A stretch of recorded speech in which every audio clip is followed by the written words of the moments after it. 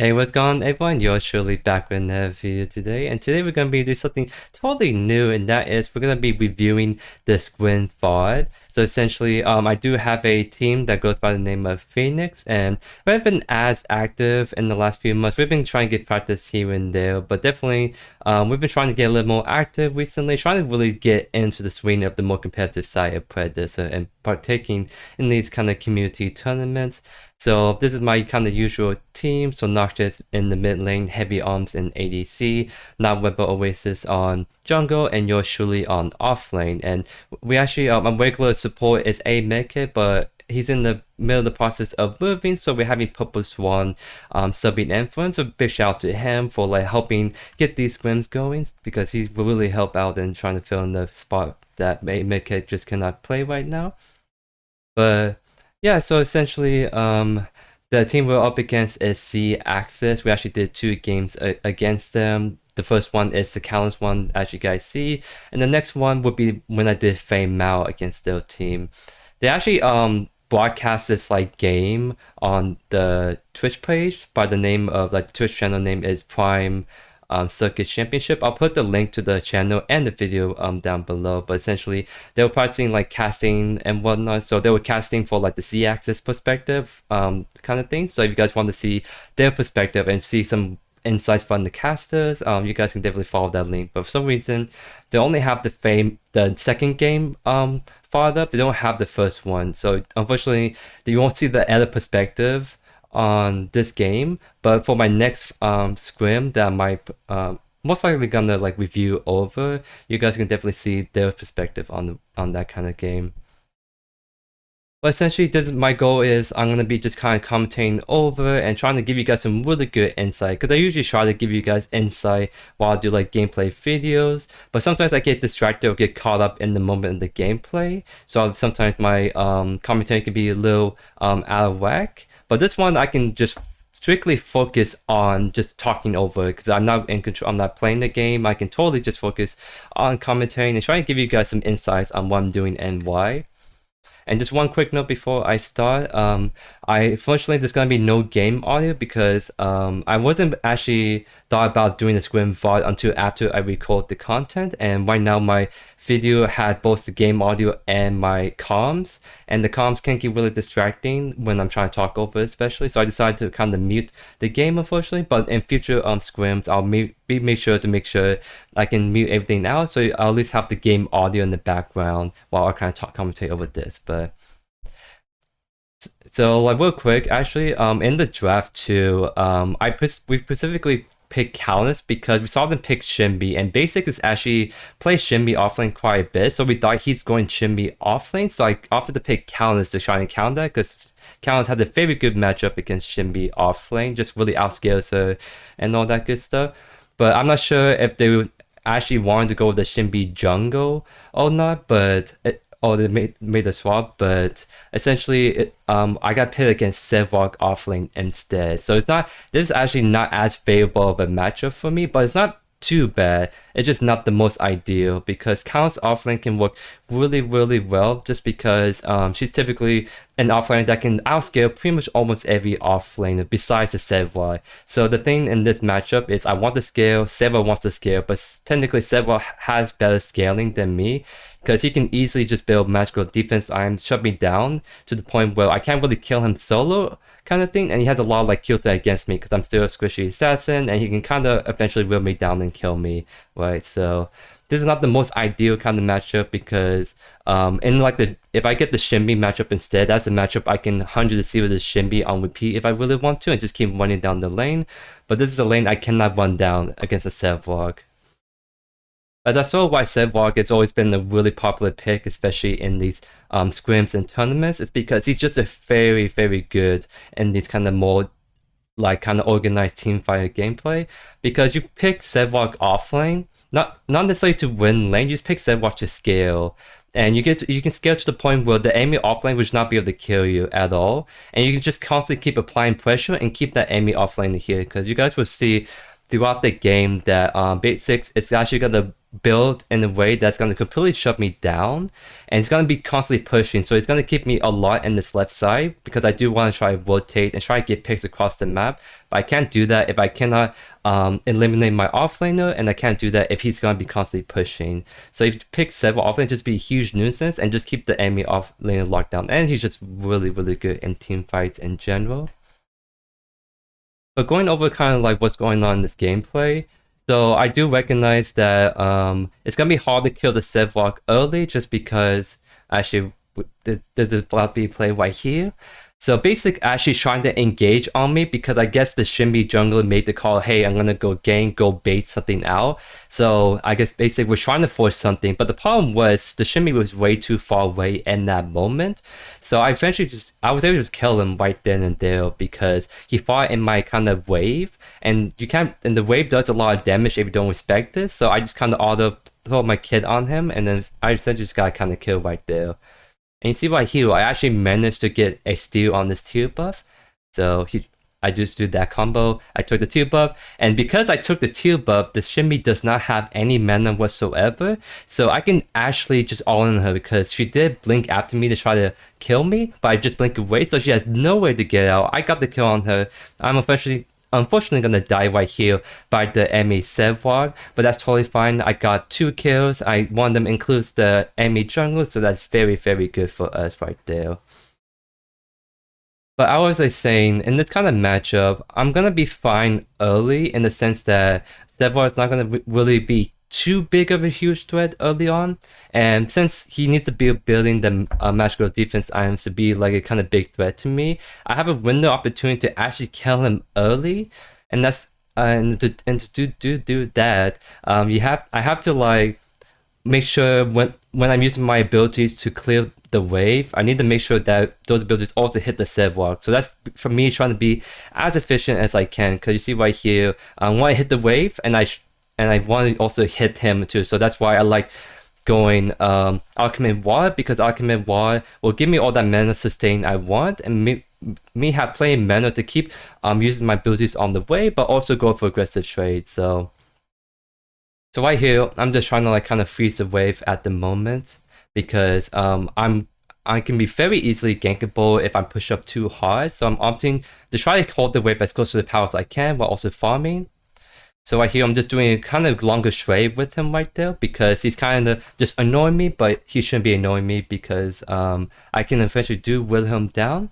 And I still have a decent freeze here going on because I wasn't hitting the wave too hard and he was hitting my wave. So it's going to build up a little bit. It's still going to be stuck a little bit close to my turn. So I'm telling my jungler that, hey, my wave is still in a good spot. We can potentially gank this guy. And he's actually coming to gank. I ult him, try to make him hit the Q easier, but unfortunately the Q came out a little bit too late, so we're not able to get that CC lockdown on the Sevlok right there.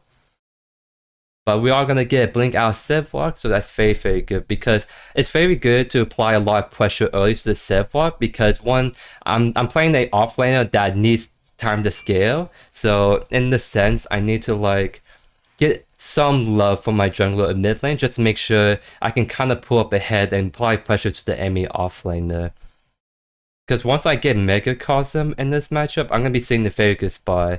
I won't be able to kill the Sevlok at all because he's building straight into like Void Helm, I believe. So he's building like Void Helm and Tainted Bastion. So there's no way in heck I'm going to kill him. But getting Megacosm is like the one really big item I'm like looking for, because essentially once I get Megacosm, that's when I become a lot bigger threat. That's the power spike item I need. So I won't be able to really kill the Sevlok, but that's when, once I get Megacosm, that's when I can start to make really solid ones, because I have that kill threat on against the enemy team. So right now the wave is kind of pushing. I just kind of threw an E down because I know the wave is going to stack really big. So I just want to try to wheel it down as best I can. Try to go for quick trades whenever I can on him as well. So he's actually going to be shoving the wave really hard into my tower. I can anticipate that. That's why I threw the E earlier, because I want to make sure the wave doesn't get too big once it actually crashes to my turrets. So right there, instead of like 5-6 mains crashing, it was only like 3 or 4 right there, so I was able to CS most of that up and whatnot. And I see him doing the 2 buff, so I'm actually gonna look for a steal because Countess offlane is very, very good at going for steals on 2 buff. Because see right here, I'm being patient. Once that gets low enough, what I'm gonna do is I'm gonna throw an E, then I'm gonna Q and B, and that combo will almost guarantee you that 2 buff you do quickly. See right here? And I get the kill right there. Because essentially, your E has travel time on Countess, so what you can do is you can throw the E out first from a range, and then right when the E is about to hit the 2 buff, that's when you Q onto it, so you got the E and Q hitting the 2 buff, and then you can follow with the B last, as just in case if the E and Q combo didn't finish off, you can finish off with the B combo. So that's why I'm a huge fan of the Countess offlane too, because she's very, very good at like securing like the 2 buff from my experience.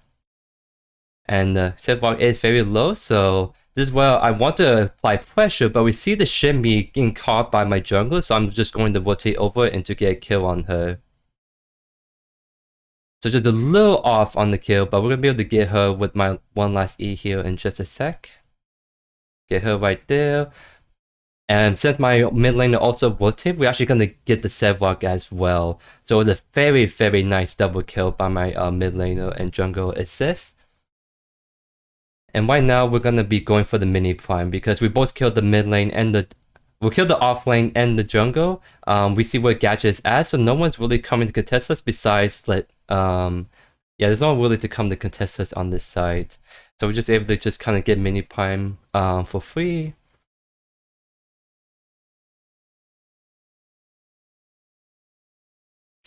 And I said to give it, he said he wanted to give the mini prime to me, but I said I want him to have it because I do recognize in this matchup against Sevlog, I'm not really going to have any pushing power really, realistically. And plus me trying to push for mini prime makes me pretty vulnerable to like getting ganked to make best use of it. So I opted to give the mini prime to Rampage because I think he's going to make a lot better uses than me in the offlane. If I was someone like a Crunch or like a Fame Mal, I can probably take way better advantage of it, but I think it's too risky to put the mini prime on myself as count. That's why I kind of give it to the Rampage instead. And I saved for the wave a little bit because I was trying to get my Megacosm because that's the power spike I really, really want. By the time I get back to the left lane, it won't crash into my turret, so that was a good time to kind of back get the item, and I'll be seeing it in a very pretty spot. So far 11 minutes, 5-4, pretty kind of even kills, and no fainters just yet. So right now it can still go either way. I'm actually getting very fed 3-1, so I'm starting to become a big threat. But even though I'm getting ahead kind of thing, Sevlog still kind of outscan me hard, so it's gonna still be hard for me to solo kill. And right there, I still recognize Sevlog's missing, so I made the call that hey, I think he's rotating the feint too, so I'm gonna be a little bit late. Be careful. You see the Gadget right there. And right now my team, and since the Shimby is dead, they're gonna go for the feint too, just because they don't have an enemy jungle to smite it, and the Gadget wasn't there, and the Sevlog wasn't even there either. So he made rotation, but he didn't actually go rotate to help the feint too. So we got the first feint tooth there, really nice and easy.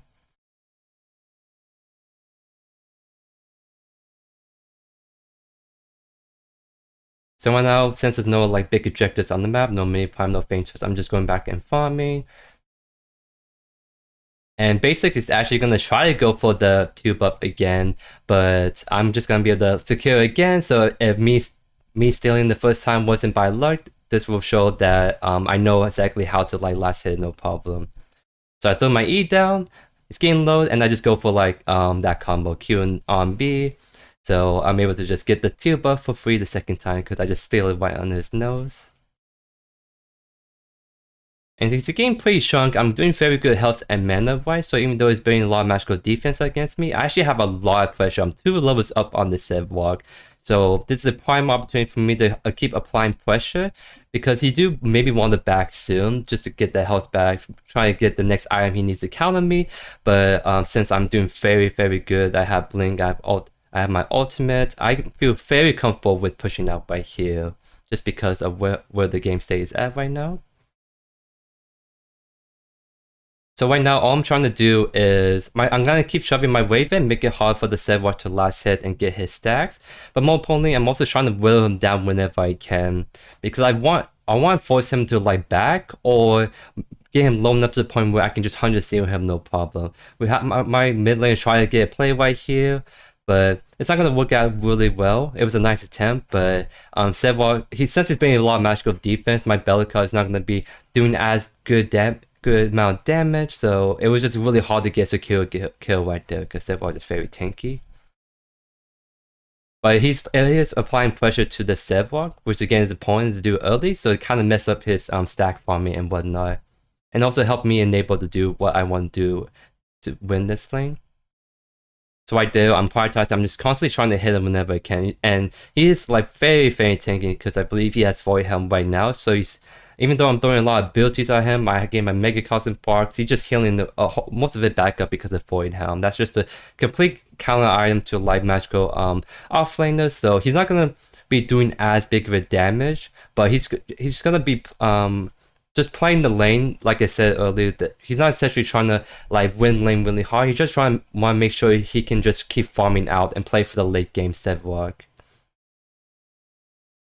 But because he did back right there and my jungle was on his side, we're actually gonna go for the T1 tower right here. So it's a very good time for my jungle to be here because he helped make sure that we can secure the T1 right here, and by getting the T1 tower right here, now I'm gonna have a lot more prior to roam, because I do want to start roaming because the ADC Legionnaire is going to eventually be an issue. He's actually starting to become an issue right now at this point in the game. But as Countess offlane, I want to be trying to rotate and help my team again. So here, for example, we're looking at mid. Very nice kill. Got the kill on the support right there. So we're gonna go for the T1 mid tower. So we got the T1 left, and now we're trying to make a T1 mid. Because if we get both of those towers, it's gonna really open up the map. We actually got a T1 on the right, so the only T1 tower in this game is the mid. So there's a kind of slight mistake that I kind of made. Well, I focused the Shimby because I saw her go on my steal. I was trying to see if I can save the steal, but unfortunately I was not able to save him. And by getting off the tower, by doing that, essentially we just not able to get that tower right there, and my Rampage have to use his ultimate to back the Shimby off, kind of thing. So we didn't get the tower, we used Rampage all right before the feint, so really not the greatest kind of play by us. I think we should maybe let our support die, and me and Rampage just focus taking the T1 tower before we trying to turn on Shimby. But because we spent a lot of time mid lane, Sedwalk is gaining like just kind of a free push left. This is gonna be like the biggest obstacle I have to try to overcome, because I want to try to rotate, extend my pressure to other lanes just as a kind of like assassin. But if I do that, then Sedwalk is gonna be constantly pushing. Because what he's been doing throughout this game, you guys will see it more as the game goes on. He's going to be constantly pushing in my left lane because he's trying to keep me hostage here, essentially. Because essentially, I'm going to become a very big threat this game. And that means that the best way to kind of keep me tied down is to kind of have to me constantly keep pushing left, so that means that either I or someone else have to be covering left lane, and most of the time that's me having to cover that lane. And because Sedwalk is being very kind of tanky, I can't really solo kill him, nor can I, and he has that kill threat against me because I'm squishy. He can has enough damage with this kill to be able to kill me if I'm not too careful right there. Got a very nice kill on the Sedwalk right there. But unfortunately, we did that right before feint 2 happened, so that means that they see where I'm at, they see where the steals are, so they're able to make plays on the other side of the map and get the feint 2. So it's gonna go 1-1 right here. I'm just gonna be walking through here because they all got feint 2 and trying to see if they can catch me. So you see right there that they're still trying to look at me, but I'm just kind of walking out. And because I see him actually still around the area, I'm gonna opt to like not push that wave. And actually they're gonna be on mini prime. My jungler made the call that they're on mini prime and said, hey, can you try to stall them or stop them? And I try my best to do that. And unfortunately, I'm gonna actually get busted down right then and there. So that's a mistake I kind of made my end, because you guys see right here, I have my blink, I have Soulbearer Crest. I have the tools I need to maybe get a pick or just stall them and live. The problem was the way I walked in by myself made it really easy for me to get stunned and blown up essentially. So that was something that I should play a little bit more patiently and wait for my team to kind of go in before I kind of show my head. So it was a really good punch by Dale Decker, because he was able to kind of bust me down right there. So they got the mini prime. They're looking to kind of shove and use that lead and whatnot. So right now you guys gonna see that right now a lot of the kills is on Legionnaire the ADC. He's kind of the one that's gonna be running down this game. So you're gonna be seeing him and Deco essentially warm together to really apply the pressure. Because my jungler is really not doing the greatest this game. He's been struggling a lot, so we kind of down at ADC essentially, and their ADC is very, very strong. So that's especially what I mean by I really want to rotate, because I really want to keep this ADC in check. But unfortunately, the Sidewalk is going to be keeping me in the left lane, because it's going to constantly apply pressure and push that tower. So I think at one point I told my team that, hey, I want to rotate, look for kills, but someone needs to cover left for me, because the Sidewalk's going to be non-stop pushing. So I told my win page he might do that, and because I did want to look at mid, and I got the kill on the gadget right there and saved my Bellica.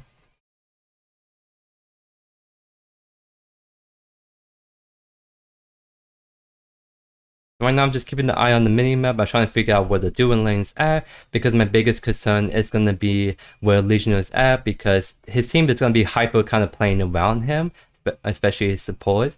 So we just don't see Legionnaire or the Decker, so we just kind of respecting that. I'm not trying to do any crazy pushing, and I'm going back to left because Seva is pushing, so I'm going to catch the wave and kind of farm up. And now we do see the Murdoch and Decker mid lane. And Seva is trying to like apply pressure on the left side. I'm trying to I want to push the left lane now, but at the same time I'm afraid of a potential fight happening in the mid lane. So that's why I'm keeping a close eye on mid, telling my team, hey, don't start a fight, be careful, because I really want to get pride on my left lane, then rotate over. So now my left lane is pushing, Seva's going to catch it immediately, but while he's catching, there may be opportunity for me to make a play or get a kill on mid lane before the Seva rotate over. So that's why I'm kind of rotating over. I'm trying to see if anything's happening. Nothing's really happening. I figure they're going to go for the river buff. So I'm going to throw an E and just kind of back off, because I can't really get that river buff just because the deck is there. Murdoch's there, and Seva is sort of in the area too as well. So left wave is being pushed back to my T2 tower. I see something potentially happening, but I want to make sure the left lane is in a good spot, because I don't want to lose a T2 tower if I can stop that. So I'm just trying to make sure there's no fighting going on, and I can kind of keep pushing left lane, because right now it's kind of like a stalemate right now. It seems like they're trying to start a fight, but nothing's really being committed, but I'm bouncing back and forth between left and mid. And right now we do finally seem like we're committing to a fight. So now I'm rotating over and looking for a kill. My jungler did a very good call out that, hey, Murdoch's Liberator is down, so I'm able to just ult him without him cleansing it. I'm going to be able to get the kill right here on the Shimby right here in the sec as well. So it's a very, very good time to start the fight, just because I had prior to get there first before Seva, so didn't have that big beefy tank to kind of peel for the ADC. And right here, Seva is actually going to stop my back. He's going to try to see if he can finish me off, but me and Purple are actually going to get out of it right here. So kind of wasting my time a little bit. It's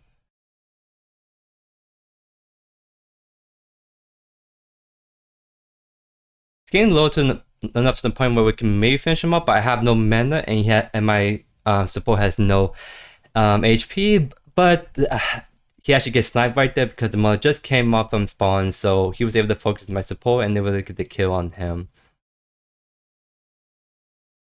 But essentially, we see Fainters up. We want to try to play around Fainters because they might be trying to look to do it. And one big thing to note is that Countess is very, very good at kind of blowing up squishy, especially ADCs. The only main difficulty with doing so is the fact that alongside I have Liberator, they can totally cleanse my ultimate. So it's very important that we make callouts when the Murloc uses Liberator, because I cannot commit an ultimate onto Murloc unless I know his Liberator is on cooldown. Because if I go in, try to use ult and cleanse that, that's all my damage gone, and he can actually turn around and kill me right then and there.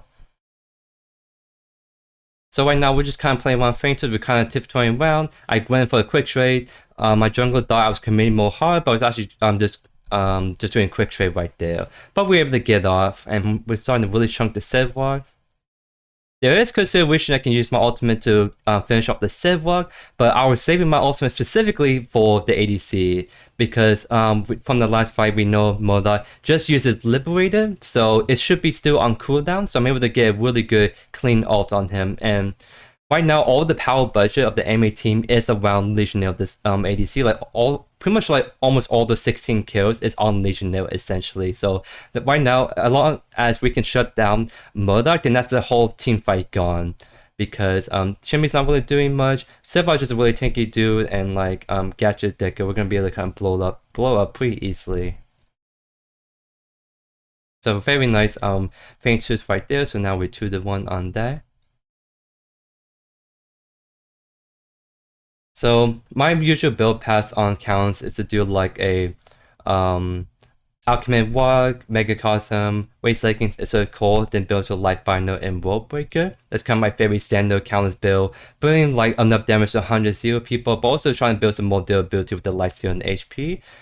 But in this game, I opted to build the magic pen item, just because I feel like I'm gonna be having to like hit the Sedwalk a lot, just because he's in my face a lot. So I kind of, the item I'm going is still very solid, but I'm sacrificing some like defensive options for being able to counter Sedwalk a bit more. So once again, I should not be trying to focus the Sedwalk really. I should be looking for picks on the squishies, especially ADC. But I figure going this magic pen item will be still kind of solid, because it helps me do a little bit more DPS for the Sedwalk, so we can help bust him down with the team. So right now, I do recognize they're trying to come over left. So actually, I'm gonna make the mistake and do that, because I kind of just expect the Murloc, like just him being actually really fast, because I have Wraith Leggings, so technically I can outrun the ADCs most of the time, but like his E is actually really fast. It can actually match or be faster than my Wraith Leggings. So I actually made a mistake stepping up to him, thinking I can throw a Shiki E and just walk out, but he just pressed E and just WQ at me right there. So I have to actually use a blink right there. So that's kind of a very bad mistake on my end right there. And right now they're still applying a lot of pressure in the blue side jungle. I see where the Gadget and the Murloc's at, and it's fighting my jungler, so I thought, hey, I can maybe help this out. But this actually ended up being another mistake on me, because essentially what happened right here is that the whole enemy team, the three of them, the Shimmy said what they could actually hyper focus me, because I think that was their goal, was to get me more than anything right then and there. Because at this point in the game, I'm probably one of the strongest people on my team. I'm probably like one of the biggest threat against like the Murloc. So they were actually trying to bait a fight out and just trying to hyper focus me. Because if I'm down, then it's going to be really hard to get this Murloc pick. So now they're actually going to be, I think they're posturing for a prime fight potentially right here. So because I'm especially down, web page down, so they have the reason to kind of do prime if they want right now. So I've been doing some really good stuff early mid game, but it's towards like around this time I start to make some critical errors. One with the wasting my blink, and then me trying to go back and help my jungler, and I die for it for no reason. And yeah, I see them on prime, so I believe they're gonna secure it in just a second. Yep, they secure right there. My team is trying to see if we can get any picks, because there are some low people. We got this the Decker, Purpose one is hard engaging, trying to get the pick on Legionnaire. He had a very good ultimate setup, but the only main issue was we're all too far away, especially me and our ADC. So able to like kite out, seems like we're still like hard committing. And so I made the mistake again for over chasing, because what I was really trying to get the Murloc, but I overextended just because we were trying to really like get a pick right there, because that's probably the only best time to maybe do it when they were low having the back first. But we just overextended right then when after like the Seal Ultimate was down and whatnot, we just didn't have the tools to chase anymore. Maybe we can just focus the Sev Walk and back out, but I made a mistake of trying to go against the ADC, so I should have turned on the Sev Walk and we can maybe get pick on him and back out. I need to drink some water because I've been talking non-stop right now.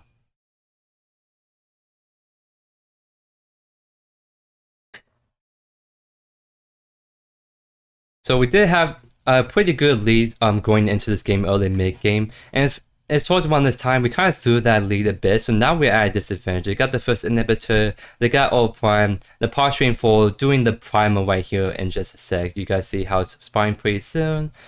So we definitely made some mistakes. I made some mistakes 100% as I kind of talk about it, so that's definitely kind of on me, because I think the one thing I should have done better this game overall is just recognize that I was like one of the biggest threat, and that they were focusing me most every team fight. Cause you see right here, the Legionnaire was pushed up. I was like trying to go up behind, maybe go help them out, but they were actually his team was waiting right there for me to bust me down. So I'm gonna go down right there, but my team did a really good job at getting Legionnaire. So this is kind of a funny situation where both my team and the enemy team are both like strongest characters are just down right now. So it's not gonna be like a 4v4 right now, and I think they're not gonna do primal because really the biggest asset was like the Murdoch, so they can't really commit to it, because I think my my team that's up right now can be doing a really good job at contesting the primal. So they're gonna be waiting for Murdoch to come back up before they try to force any objective fights. But I'm also gonna be back up, so it'll be back to a 5v5 situation.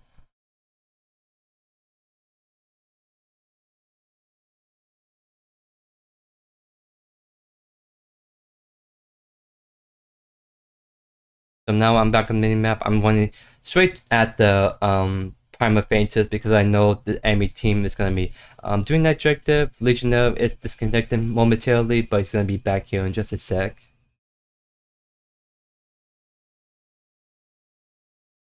So right now we're trying to do is we're trying to shove waves out and trying to give way for potential primal fight. So we can't really do any objectives until we can get a pick. Right there, it's actually a good opportunity to get a pick. I just didn't know we want to commit to that. My webpage jump in, and we're gonna be able to get the gadget right there. So we got a very nice pick, but they still have the Murdoch. He's the one that's like the biggest threat. So even though it's a 5v4, we haven't eliminated the biggest threat on the enemy team, which is their ADC. But my team is still want to try to do the prime right here in a sec. So I believe they got on it. I'm just kind of hugging white because I want to make sure we don't have the white wave pushing into us. I'm going back to the fire mode because they're actually on it, and I need to actually be hovering them at this point. So this is like the one thing that my team particularly needs to work on more. And we did a lot better in the second game, but essentially, we were undecisive. We want to like commit to the primal, but we're like, but if they walk in, then we've turned. I think in this kind of scenario, we either like commit hard to objective, or we just commit to a fight if they try to contest to it. So unfortunately, the Subway came in and he was able to get the kill on they were able to get the primal on that. So that was very not so ideal for us. I'm gonna go down right there. I almost got the ADC, but I was just like really just off to be able to kill him because I didn't pop my Soulbearer. That is another critical mistake that I kind of make sometimes, where I don't pop my Crest when I should be, because I think if I pop my Crest right there, I would live and kill the ADC, and then we wouldn't be as in the tough spot right now. So it's small mistakes like that can really cause games. Like this could be like a game costing mistake, just me not pressing one button in that kind of moment. But in that Faintooth fight, essentially what I was doing was I was trying to zone off the Sevard, Decker, and Mother, because you see right there were three of them trying to come in the Faintooth fight. I'm trying to keep them out as best I can. Because if they because in my head, if they collapse on us on Primal, then I think that's a fight we just instantly lose. But if I can hold them up long enough for my team to get the Primal, then we can turn, that would be the most ideal. But in the last second, the Sevwar came in, and they somehow were able to outsmite my jungler and be able to secure that, and then it just turned out to a great fight right there.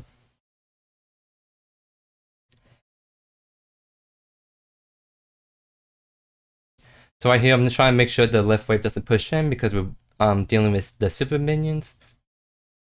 This is one mistake I made that almost was kind of like just a totally big throw. Because essentially what happened was, Gadget put a Q on herself. All I needed to do was wait for the Q to explode before I Q onto it. But I often just Q on her and I almost die from that. So that was, I've been making some, towards this end, I'm making some really critical mistakes when I should not be doing. Because I was doing so good, like I said, the early mid game, but it's just some of the more finer stuff I'm just making big mistakes on. And Countess is sort of like that kind of killer. There's very little room for error on Countess. That's why she's typically not like she's not really a good pick most of the time in scrims or tournament kind of thing, just because she's someone that's really easy to kind of punish kind of thing. But if you, so essentially she's a very high risk, high reward character. So if you can pull her off, she can be a very big threat. If you cannot, then she's it's gonna be very rough right here. It just so happened in this kind of team comp right here with the Rampage and whatnot and Steel, we just have another good front line, so I was able to go for a greedy Countess offlane pick.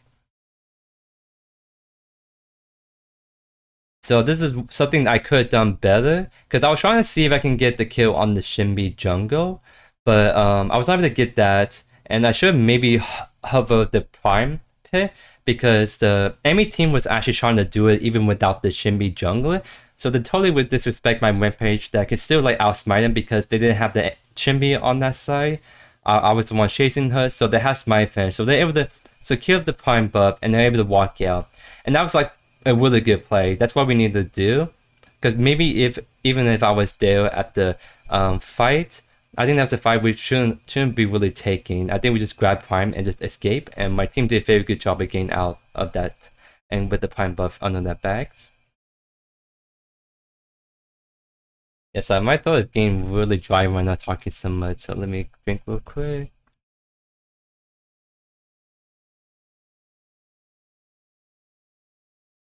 Alright, but we see Primal coming up again, so I'm just trying to shove out left because I try and get prior. The big thing is before objective fires, you want to get prior on waves. So if you get prior on waves instead to where it can keep pushing it on its own, then as long as you don't really start any fight, then you're gonna have the lanes pushing in your advantage essentially. Because I think you guys will see, I think it's in this game where my left wave was able to keep pushing its own and be able to get the left inhibited by itself. But we got the pick on the Shinbi jungle, that's very big, that's a 60-second wait, and that means that in that window we can do primal and they don't have a jungler to like smite it.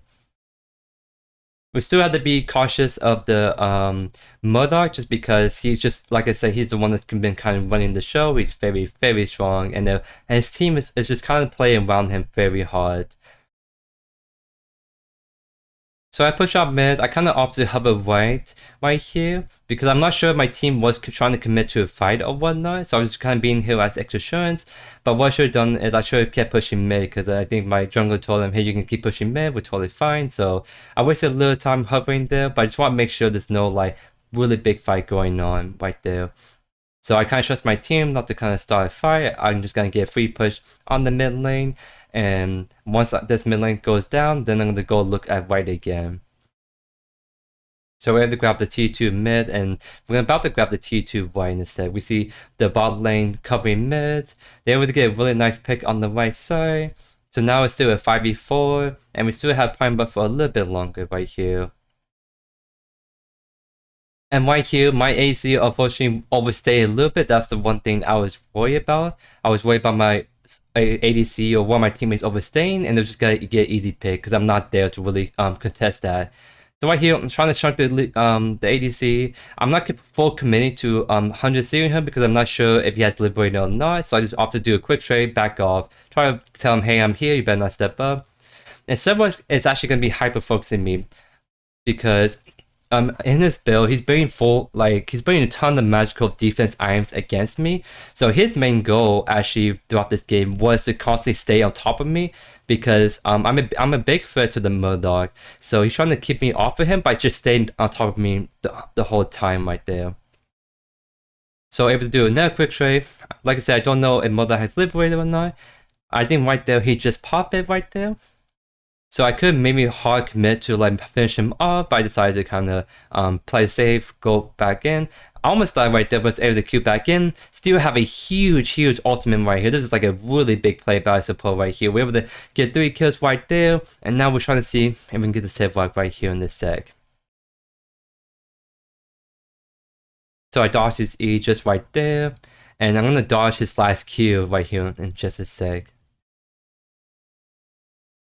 So a very kind of frantic kind of fight right there, because you saw how low my HP pool got.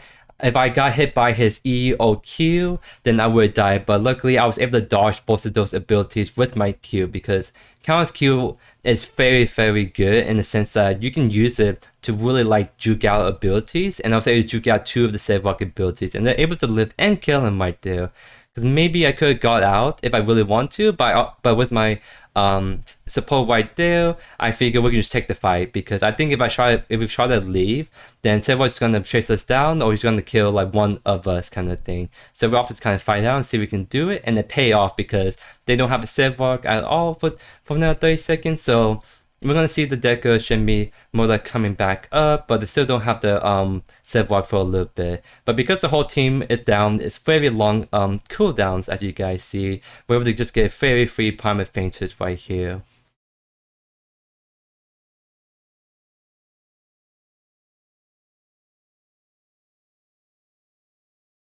So right here, I'm considering taking a back, but I don't really have a huge need to back. I was considering backing just so I can cap out on like my mana and whatnot.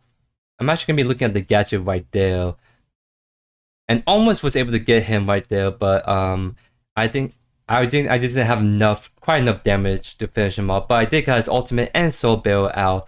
That's very big because that means that this next prime fight is gonna be very big because they don't have a gadget ultimate that they can use to pop on the objective and make it very tricky to fight.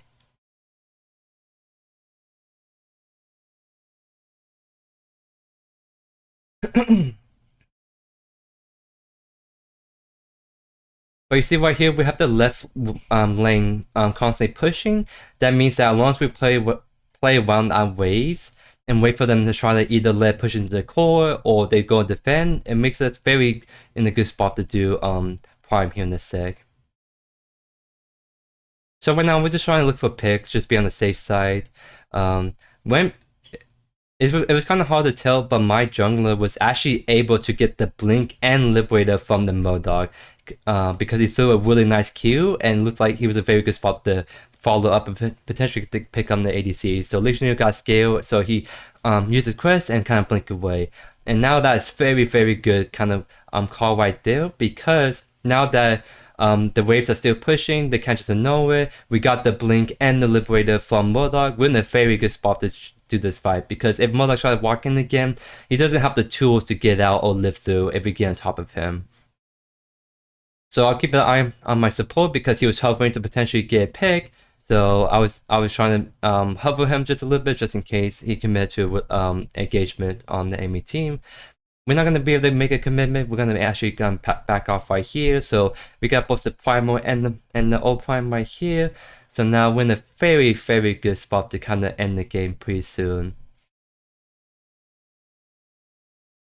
And see right here, the enemy dragon made a huge mistake of deciding to split push right there, because we will happen to be in the area as soon as he showed face on the map. We're just like, okay, we're gonna go get this guy right here. So I've predicted that he was on the go buff. I predicted right, and I was able to just kill him right then and there really easily. So now it's a 5v4. We got prime buff. They don't have as good of a wave clear, and so we're just gonna be able to all stack on the right side because left side is pushing by itself, so we can all stack on right side and push to end.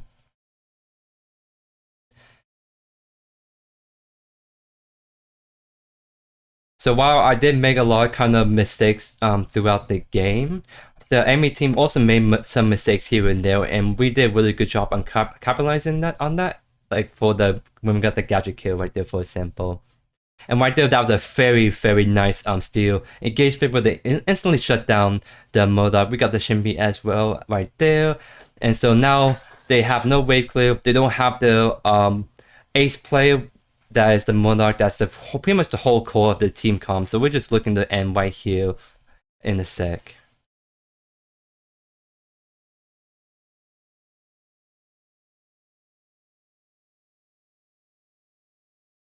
That's the whole enemy team down, and yep, this is where we end, ladies and gents. So this will end up being kind of a very solid game because I don't know what's the general consensus on Countess offlane, especially in the tournament kind of scene, but I think most people I think most people don't consider Countess offlane and the tournament scrim saying to be that viable, just because she's someone that can be really easy countable or easy to kind of shut down. You guys kind of saw that in some stuff. Well, when I made minor mistakes, it cost my life right there. So I'm gonna pause right there because that's the end of the game. But I think I did a pretty good job, all things considered, on Countess offlane. See the damage I did, saying 4,000. I was really putting in the work right there, and you do see the 28 Modok. So that's what I mean. Like, he's the biggest threat, because if you shut down the Modok, then the whole team fall apart. Because Shimby's really not that strong. Gadget was kind of behind. Sevog is mainly playing for his ADC, not so much being able to solo kill people, because he's playing a bunch of magical armor against me, but he doesn't have many physical armor. So someone like my Rampage and Jungle are able to kind of finish it off pretty easily whenever we want to. But yeah, that's about it for the VOD review. Like I said, I made some mistakes, but I was able to explain the mistakes, some stuff I could have done better and whatnot. But I think that if there's one thing that was very critical in this game that you guys didn't want to hear, is when making the call outs on when the ADC liberate Crest is down. Because like I said, I can't really shut down the Modok along he has the cleanse. But when I was able to, every time I ult him, I pretty much almost ult him whenever he has liberate down. And that was very good, very, very important that I do so. And I couldn't have done that without the help of my team, because they made the call outs when Modok liberates down. That means there's an opportunity for me to go in and bust him down right then and there. So anyways, that's kind of like the end of this VOD review. I really hope you guys enjoyed the gameplay. Apologies for the no game audio. In future recordings, I'll try to like include it. I just have my voice comms and the comms of my teammates in that audio, and I can't separate it. So I just opted to not have any audio go through, because I've been a bit too distracting, I think. So let me know in the comments how you guys enjoyed this video, if this was really helpful to you guys, and trying to do a little bit more educational kind of content right here. But anyways, really hope thank you so much for all the amazing support as always, and I'll see you guys in the next video. Peace.